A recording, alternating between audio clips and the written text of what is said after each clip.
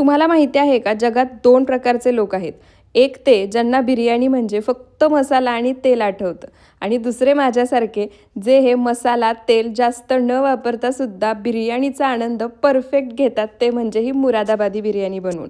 आणि हो, ही बिर्याणी बॅचलर्ससाठी परफेक्ट आहे. त्यासाठी सर्वात आधी हा व्हिडिओ तुमच्या बॅचलर्स मित्रमैत्रिणींना शेअर करा आणि सेव्ह करून ठेवा. आता सर्वात आधी आपण तांदूळ भिजवून घेऊयात.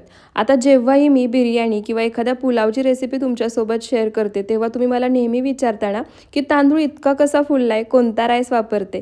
तर मी वापरते गौरी प्रीमियम बासमती राईस. मुरादाबादमध्ये बिर्याणी बनवायची म्हटलं ना, की सर्वात आधी तोंडामध्ये नाव येतं ते म्हणजे गौरी प्रीमियम राईसचं. हा तांदूळ तिप्पट फुलतो आणि भात चांगला मोकळा सुटसुटीत तयार होतो. तांदूळ बाउलमध्ये काढले की 2 ते 3 वेळा स्वच्छ धुवून घ्यायचे. त्यामध्ये पाणी घालायचं. तांदूळ एक 45 मिनिटं भिजण्यासाठी बाजूला ठेवायचा. एका मिक्सरच्या भांड्यामध्ये बडीशेप आणि जायफळ काढली आहे. मिक्सरला फिरवून मुरादाबादी बिर्याणीचा मसाला तयार करून घ्यायचा.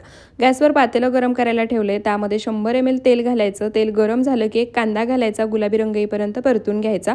गॅस बंद करायचा. त्यानंतर त्यामध्ये 1 किलो चिकन, हिरवी मिरची, 2 चमचे आलं लसणाची पेस्ट, खडे मसाले, 200 ग्रॅम दही घालायचं, 2 चमचे मीठ घालायचं, मिक्स करायचं. गॅस चालू करायचा. मीडियम टू लो फ्लेमवरती सतत मिक्स करत चिकन 80 ते 85% शिजेपर्यंत वाफवून घ्यायचं. त्यानंतर गॅस बंद करायचा. यामध्ये तांदळाच्या दुप्पट पाणी घालायचं. 1 लिंबू चिरून घेतले ते घालायचं. तयार केलेला मुरादाबादी बिर्याणीचा मसाला घालायचा. मिक्स करून झाकण ठेवून मोठ्या आचेवर एक उकळी काढायची.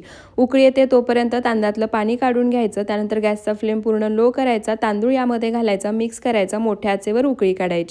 उकळी आली की गॅसचा फ्लेम मीडियम टू लो करायचा. झाकण ठेवून वरचं पाणी आटेपर्यंत बिर्याणी शिजवायची. त्यानंतर पूर्ण झाकण ठेवायचं आणि मंद आचेवर पुन्हा ही बिर्याणी पाणी पूर्ण आटेपर्यंत शिजवून घ्यायची. एक दम द्यायचा. त्यानंतर वरून फूड कलर, 2 चमचे तूप घालायचं आणि पुन्हा एक वाफ काढायची. परफेक्ट अशी मुरादाबादी बिर्याणी तयार आहे. तुम्ही सुद्धा नक्की बनवून पहा आणि व्हिडिओ शेअर करा.